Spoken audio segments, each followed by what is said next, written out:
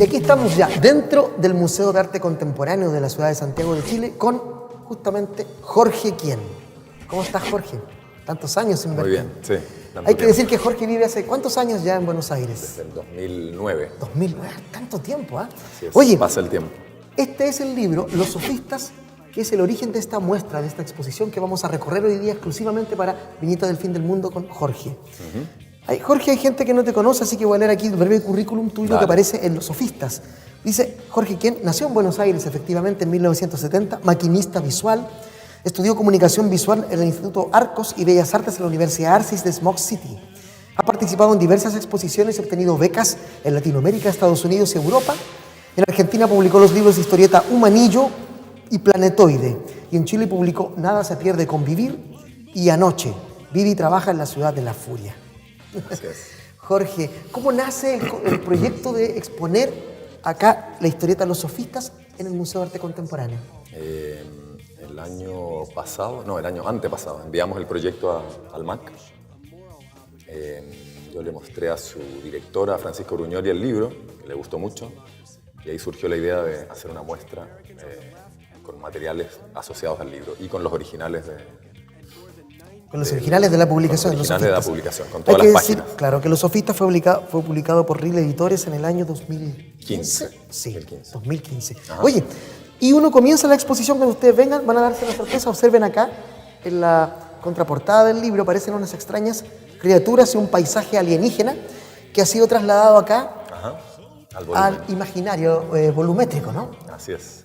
¿Quién hizo este? Esto lo hizo la escultora Marcela Oliva, que es mi mujer, escultora argentina, artista visual, que se encargó para esta muestra de materializar varios objetos y formas que aparecen en el cómic. Vamos conociendo la exposición. Jorge, ¿qué estamos viendo acá? Parece ser como los antepasados de los sofistas, ¿no? Sí, son los primeros bocetos que hice cuando estaba planificando la transformación de los sofistas, porque estos son dos personajes de carne y hueso, dos seres humanos normales, muy elegantes, que se proponen hacer estallar el planeta. Son dos terroristas muy formales que se visten con el diseñador Tom Ford, Y muy de conceptuales. cuello y corbata, claro, y muy conceptuales. Tom Ford, además cineasta, ¿no? Cineasta y modisto, y diseñador. Bueno, hay que decir que el libro Los Sofistas está lleno de alusiones a la cultura pop, al arte, a la música, a la literatura, a la historieta también. Es un libro lleno de citas. Sí. ¿Te gusta citar, aludir, ¿no es cierto? Sí, en general Conspirar trabajo en ese sentido. con muchas citas del campo del arte, de las artes populares, de la literatura. Van confluyendo varios intereses y autores. Oye, ¿y por qué, por ejemplo, un artista visual como tú de pronto se interesa por la historieta? ¿También como parte de ese imaginario gráfico visual? ¿Por En realidad, una adicción, por una afición más de infancia, adolescencia? Sí, en realidad sí. Yo creo que empecé a hacer historieta antes que arte, porque empecé desde muy chico. Fue como mi primera atracción visual. Sí. Siempre dibujé y empecé tempranamente a hacer historieta. Así que ha sido un diálogo desde muy chico. Oye, una cosa que llama la atención en estas historietas, en otros casos hay muy poco texto, pero los sofistas, como su nombre lo indica, hablan muchísimo, ¿no? Hablan y utilizan un lenguaje muy florido y muy particular, muy peculiar, que lo vemos en estas páginas. Como ven ustedes acá, aquí está la página y está el original, expuestos todas las páginas de los sofistas. Sí, tinta sobre papel. Cuéntanos, ¿cuál es para ti, qué son los sofistas para ti? ¿Qué ocultan? Sabemos que el lector puede develar su propio sentido, pero ¿cuál es una pista, una pequeña pista para el público lector y para el público que va a ver esta muestra? Yo para esta historieta me inspiré en lo que decía un antiguo profesor del colegio, en relación a dos compañeros que hablaban mucho, eran muy habladores y muy discutidores. Entonces él les decía que eran como los antiguos sofistas, porque discutían todo lo que él decía y hablaban mucho, los compañeros de curso.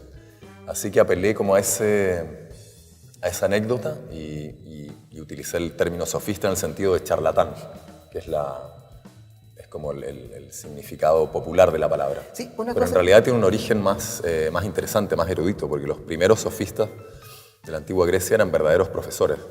tipos muy sabios, con mucho conocimiento, que iban de ciudad en ciudad como enseñando y comunicando. Eran como especies de periodistas, profesores, ¿no? Y utilizando Ambulantes. la palabra como... Utilizando la palabra como vehículo de comunicación cuando principal. uno lee las páginas, yo tengo la sensación de que también en este hablar, en este lenguajear de los sofistas, hay algo de William Burroughs también ahí, ¿no? Esta cosa de poner dos palabras que aparentemente inconexas confluyen en la mente del lector en una nueva idea, ¿no? Sí. ¿Hay algo de eso ahí? Hay algo de Burroughs. ¿Hay esa escritura automática también? Sí, hay algo de Beckett también. Y hay sobre todo algo del teatro del absurdo. Sobre todo el teatro absurdo chileno, que fue lo que a mí me quedó del colegio. Jorge Díaz, por ejemplo. Jorge que por Díaz, estos días sí. se está remontando el cepillo de dientes con gran éxito. Ah, mira, qué bueno. Que se celebraron hace pocas semanas. Tiene mucho que ver con eso. Se conmemoró, quiero decir, ¿no es cierto?, Sí. un año más de su muerte, pero también desde su nacimiento también están haciéndose una serie de homenajes a la figura de Jorge Díaz. Claro. Sí, el lenguaje de los sofistas es de un total absurdo. Pero me di el trabajo de componer cada frase. No es que anoté lo primero que se me ocurría. De hecho, lo revisé muchas veces. Todo el diálogo absurdo de los personajes lo corregí, lo revisé mucho. Está como bastante programado, incluso desde el punto de vista del sonido. Me interesaba como que... Además que, claro, uno lo lee, sí tiene sentido, a pesar de que usa tiene un lenguaje un sentido... fluido, ¿no? Un poco críptico a veces, pero igualmente se entiende. Hay un sentido. Exacto, hay un sentido que está ahí detrás. Sí, si lo leen con atención, ellos van contando lo que pasa y lo que quieren hacer. Y es una historieta también que a mí me gusta mucho, sobre todo ya me ganaste cuando el tema era el fin del mundo, ya cualquier cosa que tenga que ver con el fin del universo o del mundo a mí me gusta mucho, ¿no? Que es un tópico común a la historieta o a la ciencia ficción habitualmente. Claro, totalmente. Sí, de hecho la historieta llegaba hasta acá en un inicio. ¿Ah, sí? Claro, ahí dice fin, tienes razón. Estos son los 3 primeros capítulos donde cumplió el objetivo de trabajar el lenguaje del absurdo. Ah, mira, no había podido darme cuenta de aquello, Claro. porque efectivamente acá, como es un libro completo... Exacto. Para la edición dejaron el fin sacamos fuera. el fin, pero acá pueden ver que Los Sofistas terminaba acá en el 3er episodio con la llegada de la muerte y donde se acaba todo, digamos, con la explosión, la primera explosión. Después vienen otras. Claro, porque uno puede leerlo como una historieta surrealista, pero también algunos podrían ver aquí una historieta, una hija bastarda de la ciencia ficción, ¿no? Una ciencia ficción muy, como decía Ballard, muy de interior, no del exterior. Claro, espacio claro. interior, ¿no? Sí, yo cuando trabajé estos 3 primeros episodios vi que había algo, sentí que había algo. Y eso me dio como el pie para seguir dibujando y escribiendo. Y mucho humor también hay acá. Sí. Siempre jugando con el humor. Sí. ¿Te parece un elemento que está muy clave. cercano a tu quehacer historietístico? Sí, creo que siempre ese tema de meto humor. algo de humor en mis historietas. Bueno, acá podemos ver a los 2 sofistas, ¿no? También en otra Claro, cultura. acá están en un momento de introspección, planificando qué hacer. Su próximo paso. El hiato también aquí, casi cerca del final, del supuesto primer final de la historieta. Entre Las páginas corbatas. fuimos metiendo algunos objetos. Y las corbatas, que son elementos importantes. Hay unas Las corbatas corbatas- gigantes que vamos a ver después. corbatas ¿Qué son las corbatas electromagnéticas. para los sofistas? Las corbatas son el elemento de control del gobierno sobre los sofistas. Son corbatas electromagnéticas que cuando el sistema de control lo decide, las pueden accionar y los ahorcan, los matan. Pero todo sale mal y los sofistas siguen adelante, sobreviven y el orden mundial no puede detenerlos. Otra cosa que me llamó la atención cuando leí este libro en el 2015 es que también me recordó mucho el trabajo de Grant Morrison, ¿no? Sobre todo en esas historietas más experimentales que tiene, ¿no? Más extrañas, ¿no? Y también hay un discurso acá un poco subversivo también, ¿no? Esta cosa del orden, del caos. Lo mencionaste tú, el sistema de control. Muy Burroughs, muy Morrison, ¿no? Tiene que ver con eso. Sí, una figura que me importaba mucho era la de la contracultura. Por ejemplo, la de un Patrol es un cómic que me gusta mucho. Y en su estética incluso puede haber alguna influencia. ¿Qué cosa te llamó la atención de algún patrón que te gustó? Me gusta como el rasgo psicológico retorcido de los personajes, como esa crisis individual que tiene cada uno y que la ponen como en interacción como grupo. Es un grupo súper torturado. Claro. Y estos personajes son pura tortura interna. También. Son 2 terroristas que la sufren mucho, pero que siguen adelante hasta el fin del mundo. Y ojo que además el tema del terrorismo, obviamente no como el que estás planteando tú aquí, ahora está más fuerte que nunca en el mundo, ¿no? Sí, un tema de actualidad total. Sí. Yo obviamente lo trabajo en la ficción, pero en la realidad es algo que me horroriza. A todos, por Creo que supuesto. vehiculé todo ese horror justamente en la trama de la historieta. Oye, volvamos, estábamos hablando hace un rato de esta cosa de cuando tú pasas de un mayor nivel de iconicidad a bajar el nivel de iconicidad de las imágenes o de la figuración a la no figuración, dices tú. Ajá. Es algo que está presente también en muchos Sí, de tus en trabajos. muchas de mis historietas están los dos movimientos, de la figuración al garabato y del garabato a la Y eso tiene que a la ver con esta figuración. cosa de dibujo infantil que te gusta mucho a ti también, Ajá, ¿no? sí. Tú has publicado incluso en algunos de tus fanzines dibujos de niños, hermano. Sí, sí, y de hecho tengo un proyecto de edición que estoy recopilando material infantil de autores contemporáneos. ¿Y por qué? ¿Qué te llama la atención de ese trazo infantil, de esa mirada infantil? ¿Qué es lo importante para ti? Me parece que ese es el origen tal vez del arte en general, la mirada del niño, las primeras gráficas, los primeros garabatos, son el origen como de la mirada que trata como de asir el mundo, la mirada plástica del niño. Es interesante lo que dice, porque cuando uno habitualmente muestra las imágenes que los primeros seres humanos hicieron en las cavernas, uno tiende a pensar que fueron adultos, y tal vez, si hubiesen sido niños, ¿quiénes hicieron eso? Puede ser. O el padre con su hijo, la madre con su hijo. Seguramente habían También seguramente los niños dando vueltas. Sus manos ahí probablemente. Sí, y es una especie como de infancia de la humanidad también. También. Oye, aquí llegamos, ya que estamos hablando de infancia de la humanidad, aquí está la infancia de este ser, un golem. También juegas con la figura del golem, Ajá, ¿no? sí. El golem mitológico, el golem religioso, el golem fílmico, ¿cuál golem está ahí? Tiene un poco de todo, sobre todo el fílmico, del golem, De la Merrick. película alemana La película alemana del basada en año la 20. novela de Gustav Berling. Sí. Oye, De y hecho también, está basado directamente en ese golem. exactamente, la La figura, fisonomía la es fisonomía del esa. personaje. Sí, Y sí. también algo de Frankenstein, ¿no? También, claro, sí, Frankenstein es un modelo importante también. Es la criatura que después la criatura torpe que después se revela en contra de su creador. Otra cosa En que este está- caso es un aliado. Sí, otra cosa que está acá, justamente en esta viñeta que vemos al golem alejarse, que dice: hagamos un break mientras contemplamos esta bella postal. Ya habrá tiempo en el próximo episodio para averiguar qué trama este improvisado trío. Por ahora la noche y el silencio, un silencio apenas hollado por una curiosa palabra. Snort. Otra Es cita, ¿no? Es el nombre de este golem. Oye, quería hablar de esto de la autoconciencia de tus historietas. A veces la historieta tuya tiene conciencia de ser una historieta y de la narración que está elaborando. En este caso, el narrador da cuenta de eso, ¿no? Dice: ya habrá tiempo en el próximo episodio. Exacto, hay un narrador omnisciente, como se dice, ¿Sí? que está todo el tiempo interpelando al lector, a los lectores, y se comunica tanto con los personajes como con el que lee. Exacto. Eso es un rasgo común también, diría, de mi historieta. Me Me importa hablabas- mucho la figura del lector.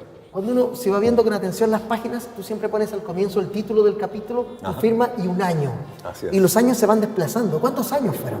Y trabajé durante 5 años, del 2010 al 2015. 5 años interrumpidamente. Sí, interrumpidamente. Por Muy eso te- tranqui y concentradamente a la vez, pero me di tiempo para trabajar y para... Pero acá utilizaste también ese recurso de ir escribiendo la historia y dibujando a la medida que va surgiendo. Ya había un concepto claro hacia dónde iba la Sí, historia. había cómo un concluía. guión escrito previo. ¿Primera vez que sucede aquello en tu trabajo o es habitual ahora? Primera vez que sucede tan conscientemente. Ah, perfecto. Porque antes, sí, a veces arranco sin mucho texto ni idea de lo que va a pasar, pero en este caso sí, escribí un guión detallado, así que iba avanzando sobre ese texto. Y al mismo tiempo haciendo otros proyectos, me imagino. Sí, claro, un proyecto, trabajando entre proyectos y con un tiempo propio. Se publicó en Artishock todo este cómic, Sí. digitalmente, Online. antes de ser libro. Aquí tenemos el golem, ¿no? Sí, acá está el Y golem. esta es la imagen que tú has decidido dibujar acá, gigante, en una de las paredes de la sala en que estamos. Así es. Van a poder ustedes ver acá al golem con estos dos personajes. ¿Quiénes son estos personajes que están acá? Estos son los sofistas transfigurados, o sea, después de la transformación. Cada uno sufre un accidente grave, uno se carboniza al interior de un pequeño bosque y el otro se electrocuta colgado de su corbata electromagnética en un poste de luz. Entonces está el sofista de carbón y el sofista eléctrico. Y además, la figura esta Y es la vuelve a imagen repetir de- la imagen de portada de Es los la imagen de sofistas. tapa, claro. Con algunas leves La redibujaste modificaciones. con ligeras variaciones. Sí, Aquí seguimos con las esculturas, vamos a hablar con la escultora un rato más por favor. para poder... Y aquí seguimos viendo el libro, aparecen figuras que reconocemos, como por ejemplo Mario Kreuzberger. Este es material nuevo, que lo hice especialmente Sí, para la muestra. Listo el nuevo Don Corleone. Ajá. ¿No? Estas Don son la- Corleone, la- como le dijo Mike Mike Patton a Don Francisco en una Teletón. Claro, de ahí sale. ¿Qué tenemos acá? Es un periódico. Sí, es el efluvio, es el periódico del gobierno. Siempre a la moda, por supuesto. Siempre a la moda. Muy Tom Ford. Ese es el eslogan, claro. Entonces va dando cuenta del fin del mundo durante los hechos, digamos. Durante el propio fin del mundo. Claro, hasta el momento en que la limusina, el coche bomba de los sofistas se va contra el Palacio de Gobierno, la explosión y el planeta luego de la explosión. Destruido. Claro, lo divertido es que, lo que me parecía divertido es que la nota de tapa es grande y con titulares y después viene una nota secundaria. Claro, Tom Ford, Mario Kreuzberg, claro, Don Corleone. En términos de páginas le dan mucho más bola a la nota secundaria que a la nota principal. Exacto. Es un diario de muchas páginas. O sea, este es un material inédito que la gente va a poder acceder a él a través de un catálogo de la exposición. Exacto. Hay un catálogo fanzine que hizo la publicación Estrellita Mía y se va a poder ver el día de la inauguración. Hicieron un especial Los Sofistas. Bueno, acá estamos viendo más páginas. Ustedes se fijan, acá están con este material plástico y acá están las páginas porque ellos aún están montando. Claro, ¿no? estamos en pleno montaje. Están en pleno montaje y nosotros interrumpiendo ese montaje para poder revisar la exposición. Esta viñeta es muy importante, esta página, ¿no? Ajá. Porque esta es el punto de partida para muchas de las esculturas que vamos a ver también luego en detención. Son las formas de lenguaje.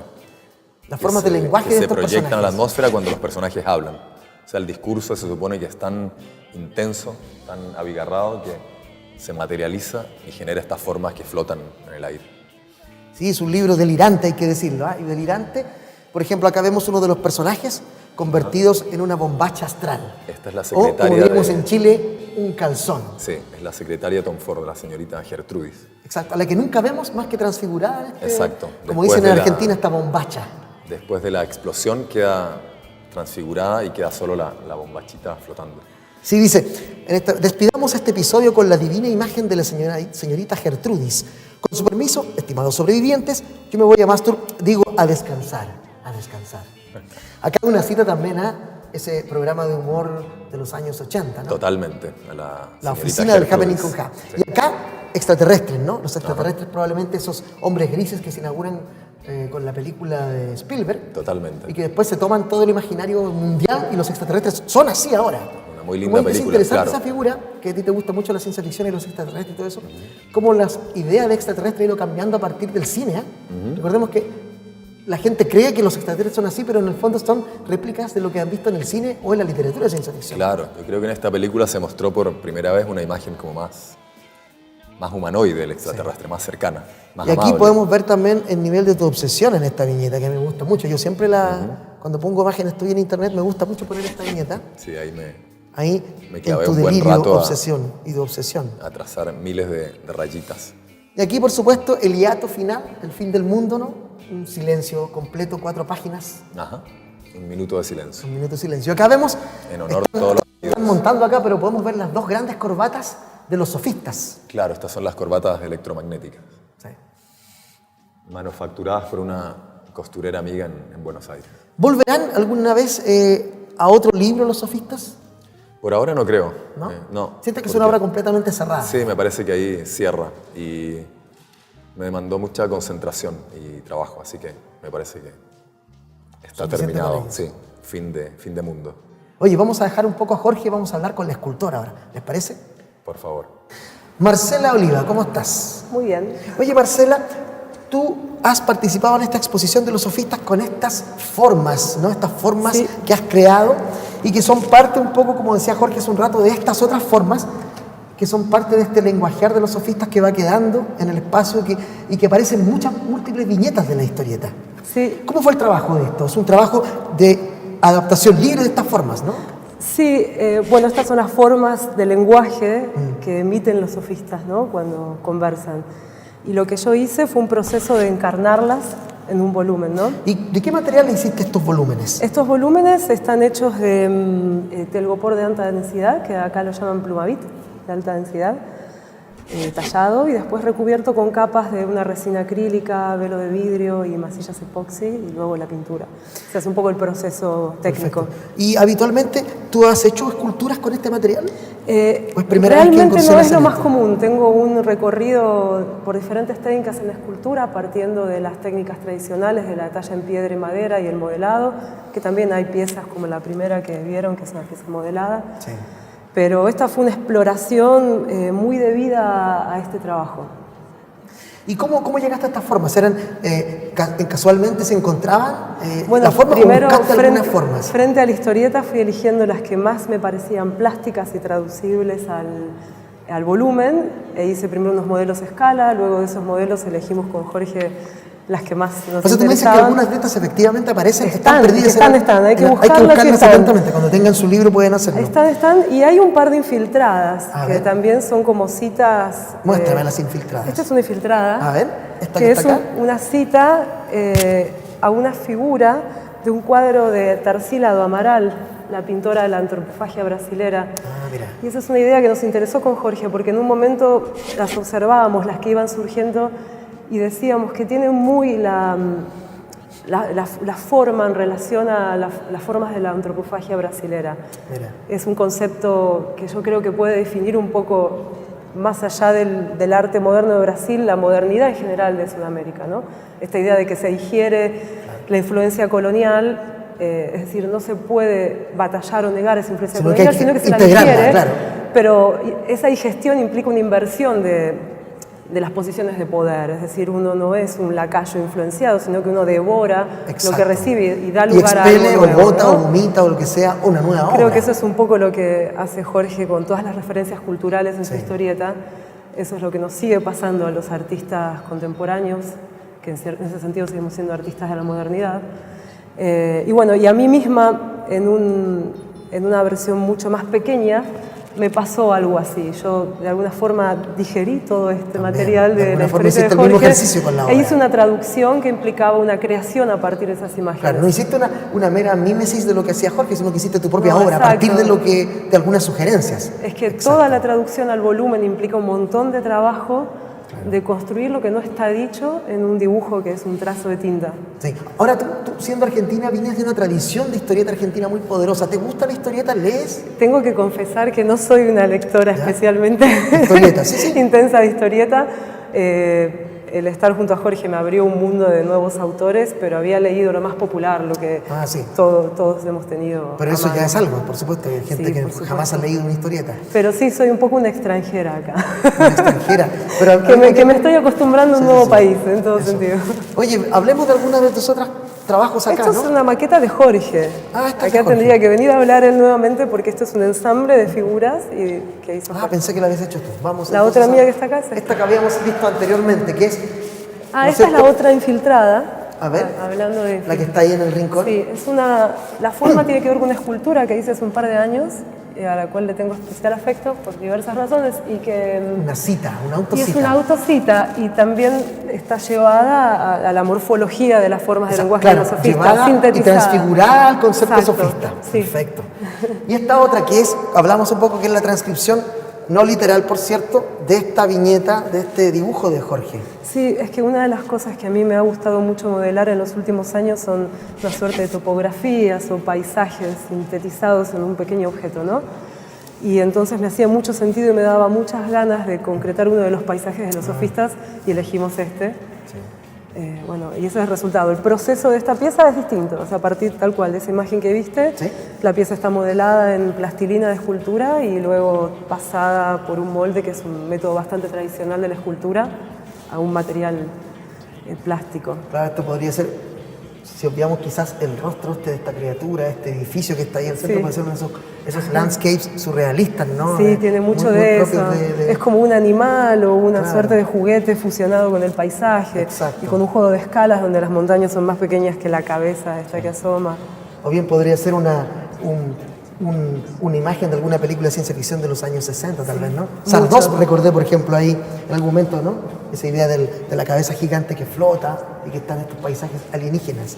Sí. Oye, bueno, muchas gracias. No, ¿ah? gracias a vos. Entonces, vamos a ustedes. pasar ahora a conversar con Jorge nuevamente para que hablemos de algunos de sus libros. Perfecto. Muchas gracias. Gracias.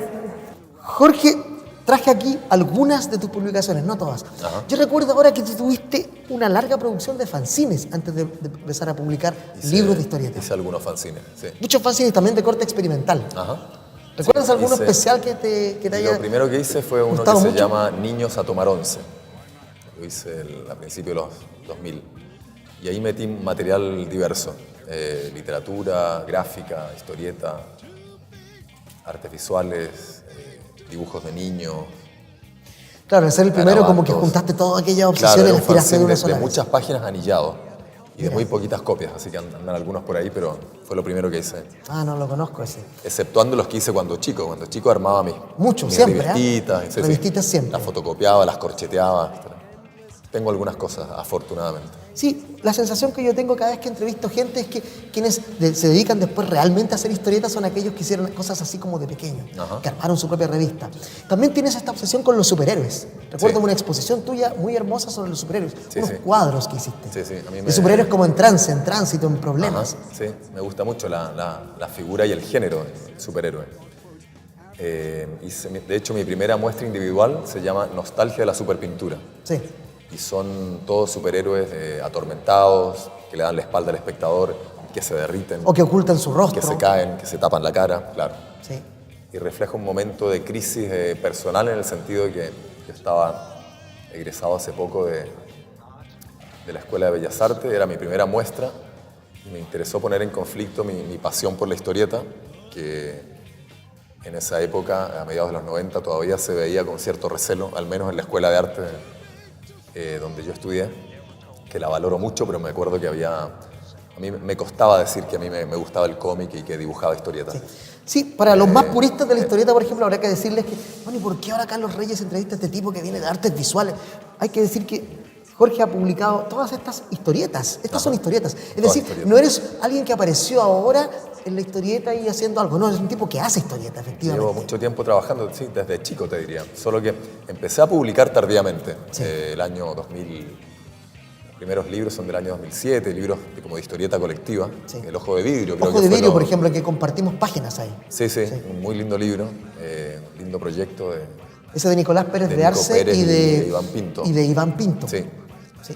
Creo que fue la primera publicación así más o menos profesional de historieta. Y de ahí no después paraste, no paraste. Y después me... Por ejemplo, acá, me en largué este a hacer otras trabajo cosas. del año 2010, publicaste junto a Vicente Plaza este volumen, Ajá. Bicho Quién. Sí. Cuéntanos, ¿qué es Bicho Quién? Es un libro que yo quiero mucho. Bicho es un maestro de la historieta chilena que yo admiro y quiero mucho. Cuando era más joven miraba mucho sus trabajos y me parecía que era uno de los autores más finos y más potentes. Así que ese año le propuse que hiciéramos algo juntos. Compartiste un libro con Vicente. Sí, sí, sí. La mitad Fue del como libro es tuyo y la otra, por eso se llama Bicho Quién. Bicho Quién, claro. Jorge Quién y Bicho Plaza. Conectamos las dos personalidades. Y aquí ustedes se esforzaron ambos a hacer un trabajo. Recuerdo que Vicente lo que hizo fue dibujar sus páginas sin mirar la página, Ajá. incluso mientras caminaba en la calle. Claro, Ese fue su pie forzado. Bicho publicó unos cuadernos que tiene de anotaciones y de historietas muy a mano alzada, material bastante íntimo, que de hecho tuvo que hacer un proceso ahí para poder publicarlo. Sí, aquí porque, vemos algunas de esas páginas, ¿no? Claro, son Garabatos Son cuadernos muy prácticamente lindos, sí, sobre sí. contextos de cosas que él escuchaba en la calle, Claro. con pensamientos de las cosas que él veía. creo que los llama cuadernos de viaje, porque él dibujan caminando, en la micro, donde esté, anotaciones. ¿Y tú qué hiciste acá? Tú te esforzaste a escribir con la otra mano. Claro, yo lo que hice fue, exacto, me forcé a dibujar con la mano izquierda, que es la mano que menos uso. Abandonaste la comodidad de la derecha Claro. y te metiste en la incertidumbre de la izquierda. Exacto, fue un proceso revolucionario y que me gustó mucho hacerlo. Y creo que salió algo interesante. Claro, aquí también con ribetes de ciencia ficción hay naves espaciales, hay una criatura que es la Vestinta. Claro, así lo titulé, Vestinta. Y la idea era como dialogar con mi propia bestia, digamos, con el lado oscuro. Con tu bestia gráfica Entonces también. la bestia y yo dialogamos a lo largo de la historieta. Y también, como cosa si eso así no medio- fuera suficiente, medio cruda. vuelves aquí a poner esta idea de este como panel de superpersonajes, ¿no? Ajá. Superhéroes, incluso acá, algunos de tú eres coleccionista de muñecos, Sí. de juguetes. Esos personajes tienen una linda historia. Es una colección que yo compré en un mercadito persa de Buenos Aires, de un artista anónimo que desmembró muñecos, los rearmó y después los pintó. Generó como muñecos articulados mutantes, muy raros. Yo los vi y dije, esto es arte. Esto es. arte Y lo de convertiste mejor. después en páginas Y los de incorporé a la Bicho historieta. Quién. Claro. Este es un libro que se editó en la Universidad de Chile, en el departamento de no recuerdo el nombre exacto, Facultad de Artes, Universidad de Chile, Departamento de Teoría de las Artes. Con un muy lindo prólogo de Carlos Rey. Sí, tengo la sensación de que este libro tal vez todavía puede ser encontrado ahí en la Facultad de Artes. Si quieres encontrarlo, si lo quieren buscar, no sé si se distribuyó en librerías por ahí. No se distribuyó casi nada, es raro, pero bueno, ahí está. Bueno, te fuiste a Argentina a radicar y ahí, desde allá, nos trajiste a través de La Pinta, que lo editó allá, este hermoso libro Humanillo. Es mi primer libro como autor individual. Y aquí recopilaste cosas que habían sido publicadas en diversos lados. Sí, en distintas épocas. Historietas bastante viejas y hasta la más reciente de ese año, que es del 2010. Sí, aquí, por ejemplo, pueden encontrar lo que publicaste en Ojo de Vidrio, que fue Fragmentos de la Biblioteca en el Baño, presenta declaraciones de Gilbert and George. Para esta Textos edición, de Gilbert and George. Lo único que agregué fue una viñetita que va como corriendo por abajo. Sí. Eso aquí hiciste otro gesto, ¿no? Tomaste estos textos de estos artistas y los pusiste en una clave de historieta. Y es un hermoso texto de Gilbert and George, los artistas de performance y visuales ingleses. Sí. Un texto muy sentido, muy comprometido. Y lo ubiqué como si estuviera siendo leído por lectores de baño, ¿no? Todos sentados en el water, en el inodoro, acá leyendo este texto. Hay otra historieta que siempre muestro cuando estoy contigo, porque me gusta mucho, porque habla de nuestro barrio. Acá estamos en el barrio Lastarria. Y tú hiciste una bellísima historieta contando historias del barrio Lastarria, de sus personajes, de sus calles, de sus anécdotas. Es la época en que vivíamos ahí, callecitas que transitábamos todos los días y las ficcioné un poco. Aparece el Parque Forestal, pasa en Lastarria. Sí, y otra cosa hermosa que aparece acá es tu homenaje, ¿no es cierto?, a Clampton, ¿no? Pasando también por Crazy Cat, ¿no? Eso se publicó en una antología de Trauco, de homenaje a la revista Trauco. La recopilación de Trauco, que editó 8 libros. A cada dibujante le pidieron homenajear o citar a algún autor de esa época. Yo elegí a Clampton y le pedí a Bicho que me relatara sus recuerdos de Clampton. Claro, revisitaste a Clampton a través de Bicho, en una entrevista que le hiciste. Sí. Y lo bonito es que tú no corregiste el texto de Bicho, sino que dejaste el hablar de Bicho con sus limitaciones, sus dudas, sus reiteraciones, ¿no? Bicho tiene una forma muy especial de hablar. Exacto, y tú mantuviste esa... Y cuando hermosa. uno... Si cuando tuviera uno menos vergüenza, podría ser un locutor. Cuando uno lee tu historieta, uno siente efectivamente, yo que conozco a Bicho, escucho la voz de Bicho cuando leo esta historieta. Ah, qué bueno. Y ahí redibujaste algunas viñetas también de Clampton. ¿Por qué Clampton es tan importante para muchos, incluido para ti? Sí, para mí Clampton y Bicho Plácera son los dos autores claves de la época. Hay otros chilena. buenos también, pero en esa época son los que a mí me son, como... Son, yo creo, los que autores. Definen un poco tu trabajo posterior también. Y tú son sigues influencias. Una influencia, hay una línea de historieta que podríamos decir que está ahí. Sí. Y que tú eres el que toma esa... Puede ser. Me parece que son dos autores esa imagen, ¿no? claves. Sí, Clampton, con la corta vida que tuvo, me parece que nos dejó un puñado de historietas fantásticas. Por ahí, sin ánimo de querer, digámoslo, adelantar algo, yo podría decir que yo sé que efectivamente hay una historieta de Clampton. El libro de Clampton está siendo pensado en una edición nueva, tal vez 2017-18, por una editorial. Espero que ese proyecto finalmente resulte, pero... puedo adelantar eso acá, que es lo que yo he sabido. Sí, porque lo único que nos quedó fue la edición de Trauco Editores, que es fantástica, muy linda. Pero difícil de encontrar. Pero es necesario reeditarlo, urgentemente. Otra historieta que me gustó mucho acá, muchísimo, es esta que se llama Humanillo de Indias. ¿Qué trataste de contar acá en Humanillo de Indias? La que le da el título a la antología. Y es la historia de un astronauta, de su proceso de entrenamiento. Él va relatando las pruebas que tiene que pasar en su viaje previo al espacio. Y son textos sacados de, son efectivamente, textos sacados reales. De enciclopedias del espacio, claro. En que se narra cómo se prepara un astronauta para salir al espacio exterior. Es la preparación que hacían en los años 60, bastante salvaje. Tú eres un niño en aquella época, ¿no? ¿Tienes imágenes de esas revistas maravillosas que leíamos en los 60 con naves espaciales, con los trajes de los astronautas? Totalmente. Tengo esa enciclopedia en un lugar destacado de mi casa y tengo esas imágenes grabadísimas en la cabeza. Hay una cosa en nuestra generación que fue colonizada de alguna manera por esas imágenes maravillosas de la NASA, ¿no? Con las cápsulas espaciales, los trajes, y que profusamente se publicaban en revistas chilenas también, recuerdo de la época. Y una etapa muy linda en que más que fotos había ilustraciones. Sí, muchas. Era toda una especie como de fantasía ilustrada de lo que de lo que se venía. Y donde el juguete más preciado de todo niño era, por supuesto, una nave espacial. Claro. Que yo tuve también. Una navecita. Y nuevamente, Un más, cohete, un astronauta. otra historieta que cierra el libro y que también tiene que ver con el tema de la ciencia ficción es Planeta Cero. Que también publicaste por ahí antes, ¿no? O después, en internet, no recuerdo. No sé, no, esa creo que se publicó directamente en el libro. Es una de mis historietas favoritas. ¿Sí? De toda la vida. A mí me gusta Sí. mucho también. Además, es muy emotiva, ¿no? Ajá. Hay momentos de mucha tristeza, de pena. Puede ser. ¿No? Hay citas aquí por ejemplo, a Muñoz y Sampaio. Está lleno, esas ¿no? vocecitas. El que puede descubrirla lo hará. Estas vocecitas es la otra. Claro, que- es la última que sigue. historieta del... Pero acá está, ¿no? Y Cierra. apareces tú también, una suerte de alter ego del dibujante. Sí, aparece en Planeta Cero, el dibujante. que podría ser tú. Invitando a los lectores a venir un rato a Planeta Cero, que es una dimensión distinta. Sí, y aquí también creo ver, ya que lo mencionaste, Planeta Cero, alguna influencia de ese maravilloso Spider-Man de los años 60, ¿no? Ese Spider-Man psicodélico que vimos todos. Ah, sí. Con Demencia 5, por Demencia ejemplo. 5, Me imagino gran que es uno de tus episodio. programas favoritos de la Totalmente. época. Creo que es el episodio que más recordamos. Todos. Sí, todos, de todas maneras. de esa maravillosa Era serie. demencial. La psicodelia. Notable.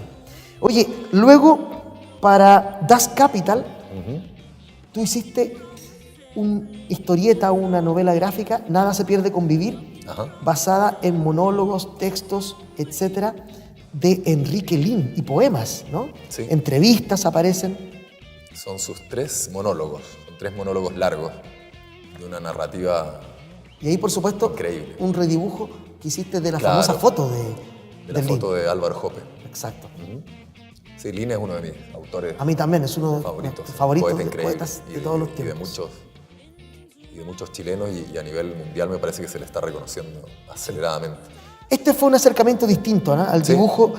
¿Qué diferencia a Nada se pierde con vivir de las otras historietas que hiciste? Yo aquí creo que le puse más realismo al dibujo. Intenté traducir como de una forma más cercana el texto de Lin, que hablan de la vida cotidiana. En general el tema es el transitar de un ser común y corriente desde que nace hasta que muere. ¿Cómo O desde evitar- que muere en retrospectiva hasta que nace. Los ¿Cómo haces monólogos son el eso. ejercicio para evitar transcribir literalmente el texto? Ajá. ¿Cómo evitas eso? Y creo que trabajé con las imágenes que me iban surgiendo en la lectura del texto. Hay algunas que son bastante fantásticas, fantasiosas. Sí, Hay acá por otras que se ejemplo adhieren tenemos un poquito más al- otra vez tu al obsesión poema. de los superhéroes, ¿no? Ahí Esta aparece, pareja. claro, una especie de Flash Claro. con su novia. Su novia entre superhéroe y personaje de David Bowie, ¿no? Es Una especie- mezcla. Claro, es como una escena como de telenovela. Telenovela superheroica Ajá. o extraterrena, ¿no? Bueno, aquí hay un trabajo muy interesante que de alguna manera se aleja de otras cosas que habías hecho antes. Sí, es un trabajo más literario. Más literario y aún más experimental, diría yo. Sin globos de diálogo, solo un cartucho de texto. Un cartucho de texto donde va el que es la texto. voz de Lin todo el Es la voz tiempo, de ¿no? Lin. Sin intervención tuya. ¿Cortaste textos o están completos los El textos? texto está literal, es tal cual, tal como aparecen en los monólogos originales. Bueno, y después, para Chancacaso, publicaste estos sueños. Yo fui, recuerdo, la exposición de estos sueños, la primera vez sí. que hiciste una exposición con estos dibujos. En el bar humano. Exacto, en el bar humano. Dice acá que en el 2010 comenzaste a dibujar sueños y pesadillas reales en forma de historieta. Hay sueños de los que nunca quisiera salir, ¿no? Hay otros en los que me juego la vida y tengo que hacer un gran esfuerzo para despertar. Y a veces tengo uno que otro sueño lúcido. Empezaste a dibujar tus sueños. Sí, Y como diría Lola Hoffman u otros, a medida que los dibujaste fuiste recordando cada vez más los sueños, ¿no? es verdad, se genera como una especie de cadena Un de loop, memoria. Sí. claro. Los vengo anotando desde hace mucho tiempo y el año 2010 decidí comenzar a dibujarlos. Y hasta el día de hoy sigo anotando y dibujando. Ahora Los estoy sueños- preparando una segunda versión de Y uno la tiene la noche. sensación de que los sueños están muy cerca de tu imaginario historiográfico, ¿no? Historietístico. De alguna manera todas tus historietas son como un sueño. Son Y como es- poblados de mundos Y extraños, saco ¿no? mucho material de ahí, Sí. imágenes y situaciones. Muchas de ellas están en estas páginas de historieta a veces sin Sí, que el sí, público sí. lo sepa, Hay ¿no? algunas imágenes y recuerdos oníricos. Recordemos, por ejemplo, Mansión Masticante, que nos traje ahora, que también es fruto de una pesadilla, ¿no? Claro, es un personaje que se mete al interior de su propia pesadilla y se hace consciente de que está soñando. Y que tiene O sea, que ver también tiene un sueño con tu bruxismo nocturno, como lo dices en el libro. Ahí. Exacto. O sea, está tiene que ver todo basado con en el esta caso idea de bruxismo. reposar, de dormir. Sí, sí, sí. Ahora estoy trabajando en la segunda parte de Mansión Masticante, que ahora que lo mencionas, esa fue mi primera publicación como autor individual.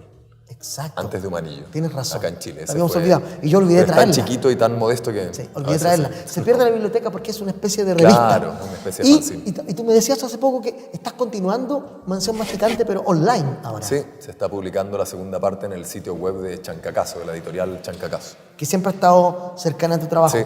¿Dónde más puede la gente encontrar material tuyo, Jorge, para revisar, ver o leer algunas páginas? Hay algunas cosas en Plop, probablemente en la librería Pánico, con la que estoy colaborando en su revistita infantil. Sí, Pánico Ediciones, que queda en Barrio Pánico Italia. Ediciones.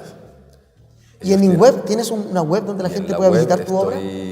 Está mi sitio web antiguo, que es jorgequien.com, y justo ahora estamos armando un sitio nuevo, actualizado. Ah, mira, perfecto. Sí, porque el antiguo no se puede ver solo en la compu.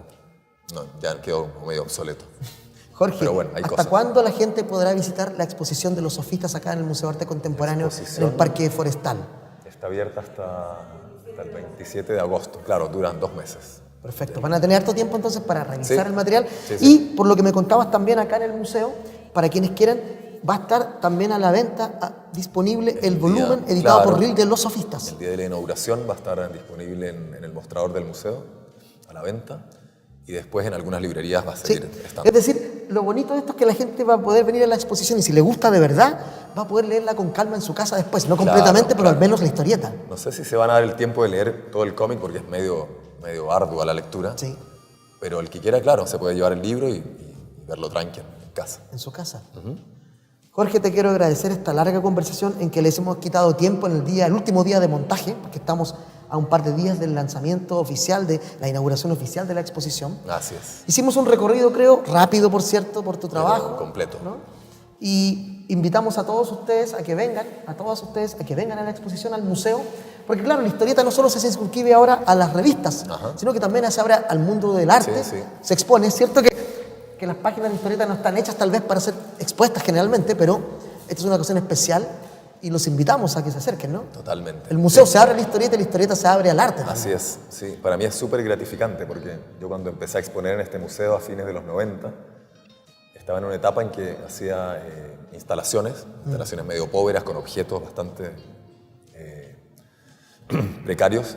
Y mi primera muestra individual fueron unos garabatos hechos con cables eléctricos al muro, ¿no? Como recordando mi propio inicio de dibujante. Y ahora hacer esta muestra con un trabajo en otra etapa de madurez es lindo para mí. Y que como sea autor. historieta, ¿no? Y que sea Directamente. historieta, exacto. No citándola, aludiéndola, sino que haciendo historieta. Historieta como tal. Sí, la muestra está basada en un libro de historietas. Exacto. Primero fue el libro. Primero fue el libro y luego la exposición. Exacto. Buenísimo. Gracias, Jorge. Gracias, Carlos. Gracias a Un gusto ustedes. verte y tenerte en Chile de nuevo por Muchas unos días gracias. al menos. Nos estamos viendo. Y con ustedes, les recuerdo, nos vemos en otro Viñetas del Fin del Mundo. No sé si en una casa, no sabemos si en la calle, pero también lo más probable es que sea en Plop Galería. Nos vemos ahí. Y me despido de ustedes con Gabriel Raceto tras las cámaras y los espero a ustedes en otro Viñetas del Fin del Mundo. Muchas gracias.